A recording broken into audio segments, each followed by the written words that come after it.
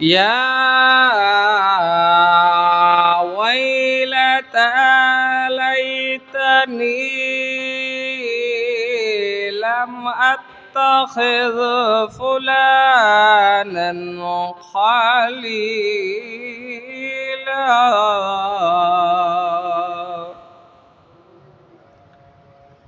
صدق الله العظيم وصدق رسوله النبي الحبيب الكريم. وعن ابي هريره رضي الله تعالى عنه قال قال رسول الله صلى الله عليه وسلم: المرء على دين خليله فلينظر احدكم من يخليل. رواه الترمذي في شان حبيبي إن الله ملائكتهم يصلون على النبي يا أيها الذين آمنوا صلوا عليه وسلموا تسليما. اللهم صل على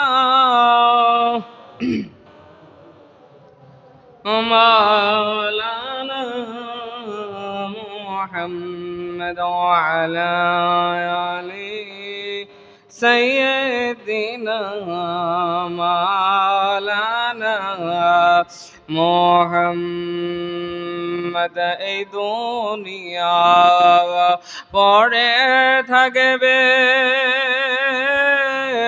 আমরা একদিন থাকব না। সবাই আমায় বলে যাবে, নবীজি আমায় বলবে না।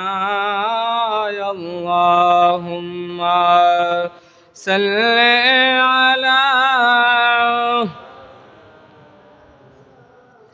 মাওলানা মুহাম্মদ ওয়া আলা আলি سيدنا مولانا محمد لا إله إلا الله جل لا إله إلا الله لا إله إلا الله لا إله إلا الله لا إله إلا الله لا إله إلا الله لا إله لا إله إلا الله মুহাম্মাদুর রাসূলুল্লাহ সাল্লাল্লাহু আলাইহি ওয়াসাল্লাম। সকলে পড়ি আলহামদুলিল্লাহ। মহান আল্লাহ তাআলার দরবারে লাখো কোটি শুকরিয়া যে মহান মনিব আজ পবিত্র মাহের মুহররম মাসের প্রথম জুমার দিনে, মুহররম মাসের তৃতীয় দিনে, বছরের প্রথম মাস মুহররম মাস, এই মাসে আমাদের সকলকে উপস্থিত করেছেন। সেই জন্য মহান মনিবের দরবারে মন খুলে প্রাণ উজাড় করে সকলে শুকরিয়া আদায় করে সকলে পড়ি আলহামদুলিল্লাহ। সাথে সাথে লক্ষ কোটি দুরুদ ও সালাম প্রেরণ করছি আমার আপনার নবী দো জাহানের বাদশাহ সরকারে দো আলম নবী উম্মতের কান্ডারি নবী প্যারা নবী নুরুন আলা নূর নবী মুহাম্মদ রাসূলুল্লাহ সাল্লাল্লাহু আলাইহি ওয়াসাল্লামের শানে ইশক এবং মহব্বত নিয়ে হৃদয়ের সবটুকু ভালোবাসা উজাড় করে আমরা সকলে শুকরিয়া আদায় করি, সকলে পড়ি আলহামদুলিল্লাহ। সাথে সাথে প্যারা নবীজির উপরে দুরূদ শরীফ পাঠ করছি। আল্লাহুম্মা সাল্লি আলা সাইয়্যিদিনা মুহাম্মদ ওয়াসিলাতি ইলাইকা ওয়া আলিহি ওয়াসাল্লিম। সম্মানিত হাজিরিন, আমরা জিলহজ মাসটাকে বিদায় করেছি পশু কুরবানির মাধ্যমে। কথা বলেন ঠিক না? পশু কুরবানি করেছি।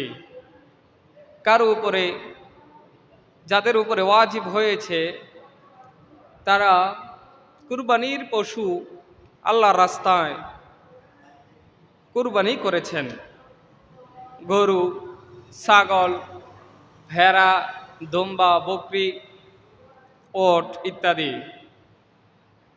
আমরা জিলহজ মাসটাকে পশু কুরবানির মাধ্যমে বছরের শেষটাকে বিদায় করেছি।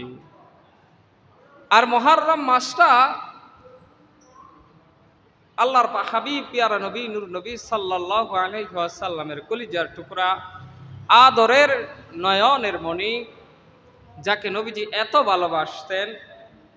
নবীজি বলেছেন, হুসাইন মিন্নি ওয়া আনা মিন হুসাইন, হুসাইন আমার থেকে, আমি হুসাইন থেকে। বলেন সুবহানাল্লাহ। সোহাদায়ে কারবালা ইমাম হুসাইন রাদিয়াল্লাহু তাআলা আনহু এবং ওনার পরিবার বর্গ সহ আহলে বায়াতের অনেক সদস্য এই মুহররম মাসে আল্লাহর রাস্তায় কুরবানি হয়েছে। বলেন সুবহানাল্লাহ। ওনাদের কুরবানির মাধ্যমে এই পৃথিবীতে এখনো ইসলাম জিন্দা আছে। বলেন সুবহানাল্লাহ। ইসলাম জিন্দা হোতা है हर কারবালা কি বাত।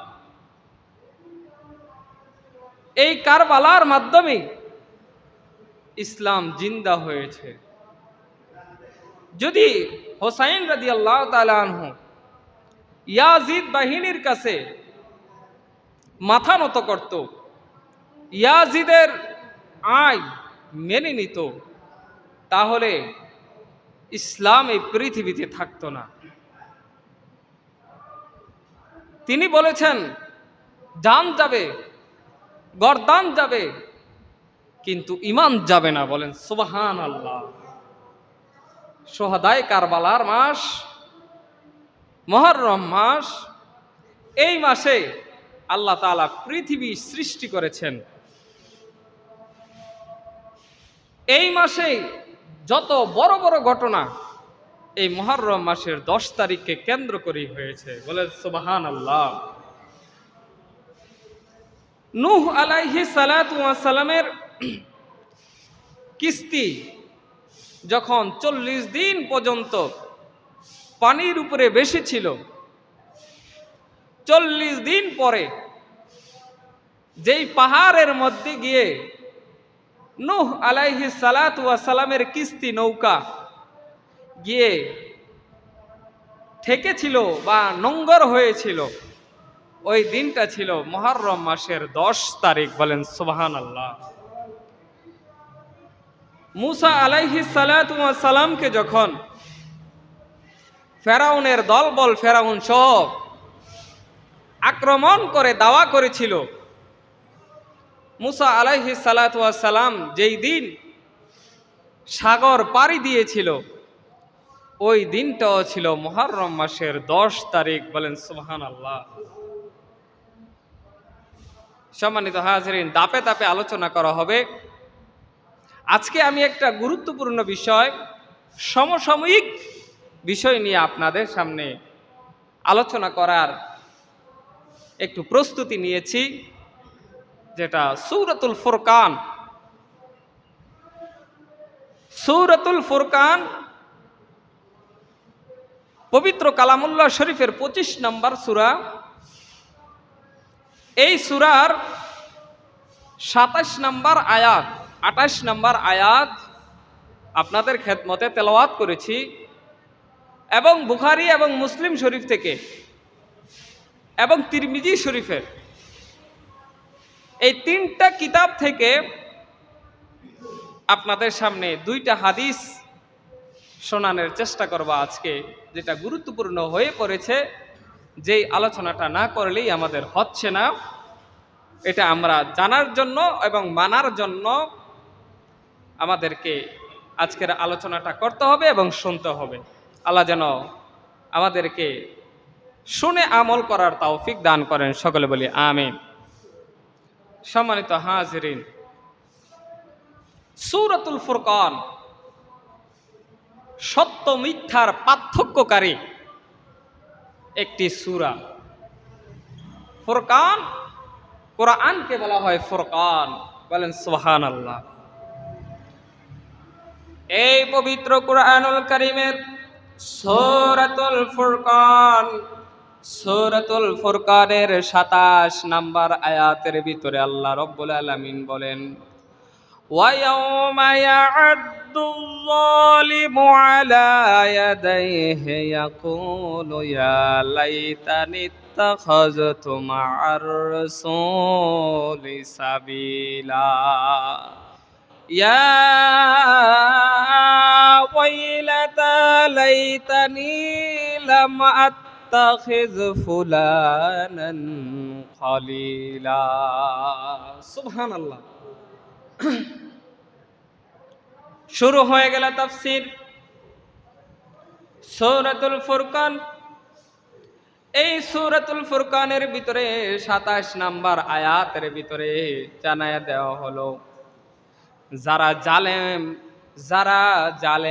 যারা আমার নবীকে মানত না, তাদের ব্যাপারে আল্লাহ রাব্বুল আলামিন কোরআনের কারীমের মধ্যে জানায়া দিল, আর যেদিন অনাচারী ব্যক্তি, অত্যাচারী ব্যক্তি, ওই দিন তাদের হাতগুলো এইভাবে কামড়াতে থাকবে, বলেন নাউজুবিল্লাহ।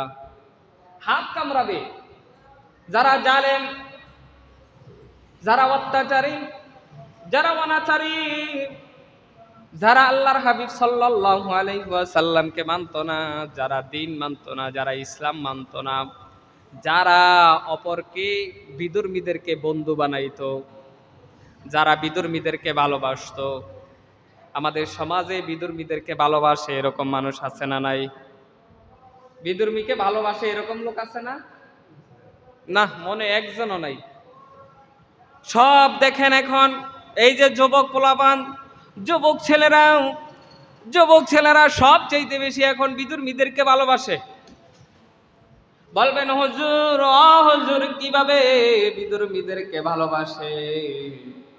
আমি আপনাদের কাছে জানতে চাই, এই যে বিশ্বকাপ ফুটবল খেলা চলতেছে, এই বিশ্বকাপ ফুটবল খেলার খেলোয়াড়দের ভিতরে মেসি কোন ধর্মের? মেসি কোন ধর্মের? খ্রিস্টান ধর্মের। নেইমারও হলো খ্রিস্টান ধর্মের। এমবাপ্পে, সেও হলো খ্রিস্টান। সে কি মুসলমান নাকি? মুসলমান? সেও মুসলমান না। কিন্তু মুসলমানের সন্তানেরা মেসির ছবি গলায় লাগাইয়া, মেসির ছবি শরীরের মধ্যে লাগাইয়া, নেইমারের ছবি শরীরের মধ্যে লাগাইয়া, এমবাপ্পের ছবি শরীরের মধ্যে লাগাইয়া, ওই সন্তানগুলো, ওই মুসলমান ছেলেগুলো, মেয়েগুলো সহ, মেয়েরা সহ এখন তারা ঘোরাঘুরি করে, বলেন নাউজুবিল্লাহ। আফসোসের বিষয়, মুসলমান সন্তানেরা মেসিরে মহব্বত করে। কথা বলেন, করে কিনা? যদি না করতো তাইলে তারা গেঞ্জি গায়ে দিত না। মেসিরে যদি মহব্বত না করত, নেইমাররে যদি মহব্বত না করত, তারপরে আরো অনেক যে খেলোয়াড় রয়েছে, বিধর্মী খেলোয়াড়, তাদেরকে যদি পছন্দ না করতো, ভালো না বাসতো, তাইলে তারা তাদের ছবিগুলো, তাদের গেঞ্জিগুলো, তাদের দেশের পতাকাগুলো আমার বাংলার, সোনার বাংলার মুসলমান সন্তানেরা পতাকা টানাইতো না। কথা বলেন ঠিক কিনা? কোন দেশ? আর্জেন্টিনা? কোন দেশ ব্রাজিল?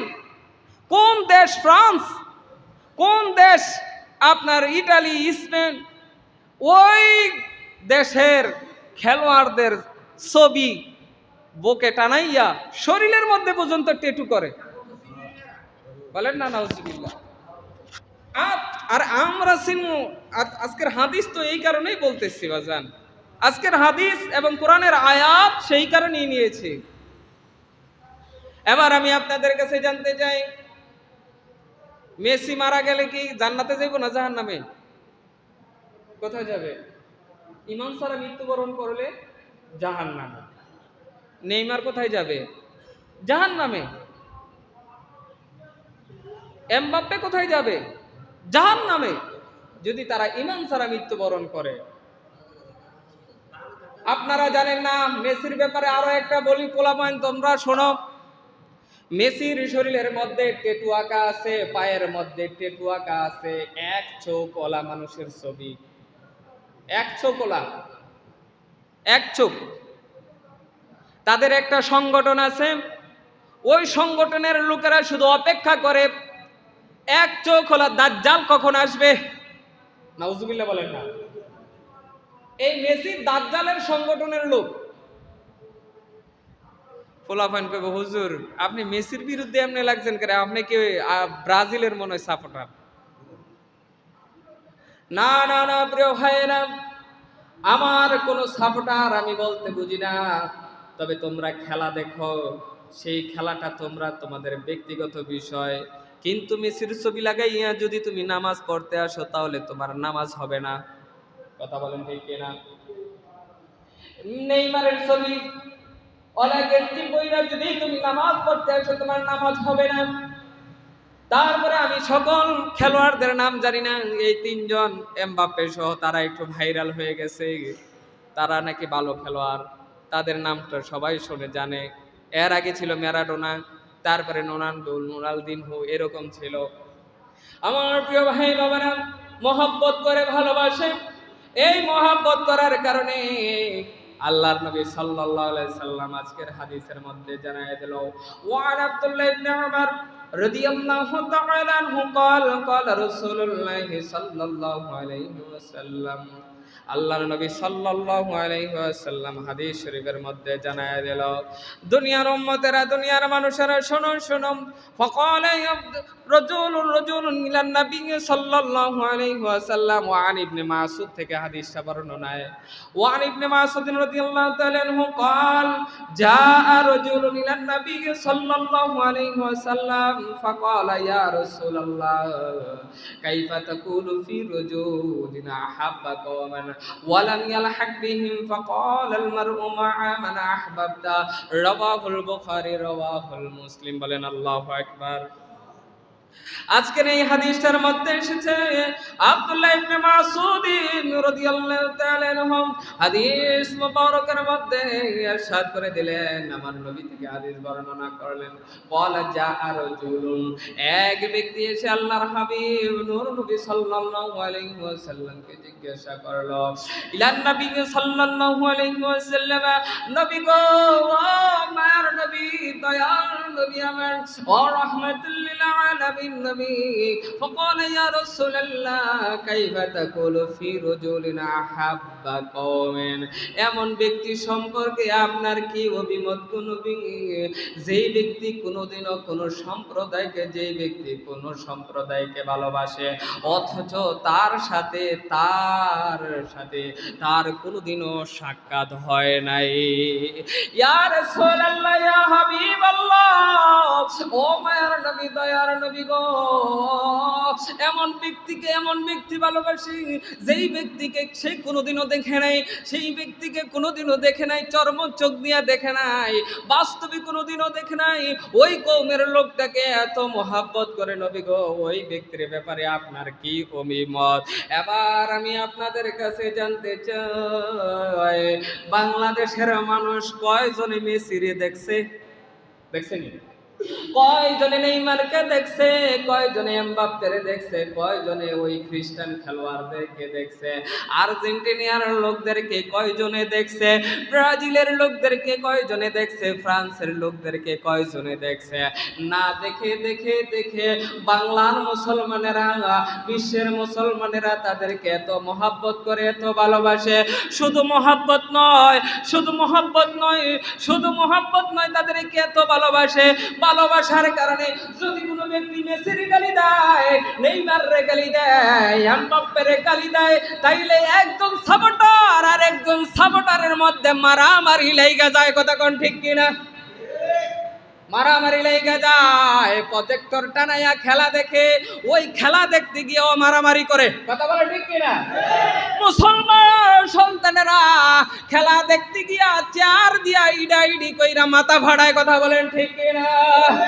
কেন কেন এই মুসলমানের সন্তানেরা মেসিরে ভালোবাসে, নেইমার রে ভালোবাসে? সেই কারণে এই কথা বলেন ঠিক কিনা? মেসির পক্ষের লোকেরা নেইমারের পক্ষের লোকদেরকে মারে, নেইমারের পক্ষের লোকেরা আবার মেসির পক্ষের লোকের মারে। কথা বলেন ঠিক কিনা? আমি তো সোশ্যাল মিডিয়ার মাধ্যমে দেখলাম এক পাগলা ফকিন্নির পোলা খ্যাত দেখছা জার্মানির কি বানাইছে, পতাকা বানাইছে। নাউজুবিল্লাহ বলেন। আচ্ছা, খ্যাত দিচ্ছে যদি জার্মানির পতাকা বানায়, তাহলে কি সে বড় লোকের ভূত? সে তো ফকিন্নির ভূত। কথা বলেন ঠিক কিনা? ওই ব্যক্তি জার্মানির পতাকা বানাইছে কয়েক কিলোমিটার জমিন বেচছে, অথচ সে মনে হয় মসজিদে গিয়ে শুক্রবার দিন 10টা টাকা মসজিদও দান করে না। কথা বলেন ঠিক কিনা? কত আশেক হয়ে গেছে, পাগল হয়ে গেছে, মুসলমান পাগল হয়ে গেছে। মুসলমানের সন্তানেরা আজকে বাড়িতে বাড়িতে আর্জেন্টিনার পতাকা টানায়। বেটা, তাদেরকে দেশদ্রোহীর মামলা দিয়া জেলখানায় ভরার দরকার। বাংলাদেশে অন্য কোন রাষ্ট্রের পতাকা উঠতে পারবে না। কথা বলেন ঠিক কিনা? বাংলাদেশে অন্য কোন পতাকা উঠতে পারে না, তো এটা সংসদে কথা বলার দরকার ছিল। যেই দেশের পতাকা বাংলাদেশে এসে উড়বে, মনে করবে ওই দেশটা এটা আর্জেন্টিনার দেশ। তোমরা টানাও, কিন্তু আমার বাংলাদেশের পতাকা এই সবগুলো পতাকার উপরে থাকার দরকার। কথা বলে ঠিক কিনা? আমার বাংলাদেশ, সোনার বাংলাদেশ, 1971 সনে সোনার বাংলাদেশের সোনার ধামাল ছেলেরা জীবন দিয়ে বাংলাদেশটাকে স্বাধীন করে বাংলাদেশের মধ্যে লাল সবুজের পতাকা উড়াইছে। আর ওই পতাকাকে মাটিতে ফেলে তুমি ব্রাজিলের পতাকা, আর আর্জেন্টিনার পতাকা, জার্মানির পতাকা টানাও। তোমার মতো এত বেলজ্জি, এত শরম ছাড়া আর কেউ নাই। কথা বলেন ঠিক কিনা? আমার প্রিয় ভাই বাবারা আমার, এবার শুনেন আল্লাহর হাবিব সাল্লাল্লাহু আলাইহি সাল্লাম বলেছেন, সাহাবী এসে বললেন, ইয়া রাসূলুল্লাহ কাইফা তাকুলু ফি রাজুলিন আহাব্বা কওমান, ইয়া রাসূলুল্লাহ এমন কওমের লোকদেরকে ভালোবাসে যেই লোকদেরকে কখনো কেউ দেখে নাই, ওই লোকদের ব্যাপারে নবী গো আপনার কি অভিমত? আল্লাহর নবী সাল্লাল্লাহু আলাইহি ওয়াসাল্লাম বলেন, ওয়ালাম ইয়ালহাক বিহিম ফাকালাল মারউ মা'a মান আহাব্বা। আল্লাহর নবী বলেন, ও দুনিয়ার মানুষেরা, উম্মতেরা, শোনো শোনো শোনো, যদি কোনো উম্মত, যদি কোনো ব্যক্তি আল মারউ মা'a মান আহাব্বা, যদি ওই ব্যক্তিটাকে দেখে নাই, ওই ব্যক্তিটা কোনোদিনও তাকে দেখে নাই, ওই ব্যক্তিটাকে এত ভালোবাসে, এত মহাব্বত করে, ও বন্ধু কবির মনোযোগ, ও আমার যুবক কলিজার টুকরা ভাই বাবারা আমার, শোনো শোনো শোনো, তুমি যে এত মহাব্বত করেছো জিন্দেগিতে তুমি তাকে দেখো নাই। আল্লাহর নবী বলেন, ওই ব্যক্তিটা ইন্তেকাল করার পরে কাল কিয়ামতের ময়দানে হাসরের মাঠে ওই ব্যক্তিটা তার সাথে থাকবে। নাউজুবিল্লাহ। তুমি যদি খারাপ বন্ধু বানাও, খারাপ ইসলামের বিরোধিতা করে, ইসলামের শত্রুমি করে, ইসলামের দুশমনি করে, মুসলমানদের দুশমনি করে, মুসলমানদেরকে মারণের জন্য অস্ত্র বানায়, বোম বানায়, তৈরি করে, ওই ব্যক্তির সাথে তোমার সম্পর্ক, কিন্তু ওই ব্যক্তিটারে তুমি কোনোদিনও দেখো না। আল্লাহর নবী বলেন, ওই ব্যক্তিটার সাথে তোমার হাসর হবে। বলেন নাউজুবিল্লাহ। আল্লাহর নবী বলেন, আল মারউ মা'a মান আহাব্বা, আল মারউ মা'a মান আহাব্বা। আহাব্বুর অর্থ হলো ভালোবাসা। তুমি যাকে ভালোবেসেছো তার সাথেই তোমার হাসর হয়ে যাবে, তার সাথেই তুমি জান্নাতে থাকবা, তার সাথেই তুমি জাহান্নামে থাকবা। তুমি যদি ভালো মানুষের সাথে সম্পর্ক করো, ভালো মানুষের সাথে বন্ধুত্ব করো, ভালো বন্ধুর সাথে তুমি সহবত রাখো, তাইলে অবশ্যই তুমি ভালো বন্ধুর স্বভাবটা তুমি গ্রহণ করবা। কথা বলেন ঠিক কিনা? ভালো বন্ধুর সাথে তোমার মহাব্বত হওয়ার কারণে ভালো বন্ধু যখন নামাজ পড়তে যাবে তুমিও নামাজ পড়তে যাইবা। আল্লাহর নবীর সাহাবী হযরত আবু হুরায়রা রাদিয়াল্লাহু তাআলা আনহু হাদিসটা বর্ণনা করে দিলেন। ওয়া আন আবি হুরায়রা রাদিয়াল্লাহু তাআলা আনহু قال قال رسول الله صلى الله عليه وسلم المرء على دين خليله فلينظر احدكم من يخالل। আল্লাহর নবী বলেন, ও দুনিয়ার মানুষেরা শোনো, মানুষ তো সাধারণত তার বন্ধুর আদর্শ অনুগামী হয়, বন্ধুর আদর্শটাকেই ফলো করে, ঠিক কিনা বলে? বন্ধুর আদর্শটাকে আরেক বন্ধু ফলো করে, বন্ধুর স্বভাবটাকে আরেক বন্ধু ফলো করে, আরেক বন্ধু তাকে দেখে দেখে চলে। কথা বলেন ঠিক না?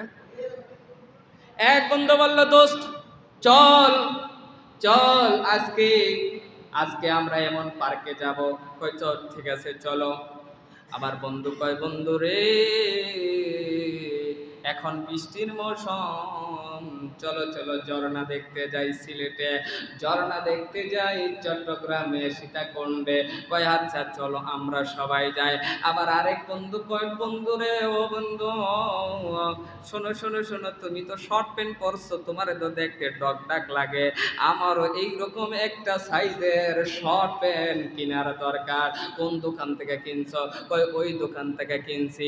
এবার ওই বন্ধু বন্ধুর সাথে গিয়া ওই শর্ট প্যান্ট কিনটা দুই বন্ধু বেশরমের মতো হাঁটাহাঁটি করে। কথা বলেন ঠিক কিনা? ঠিক না? ঠিক না?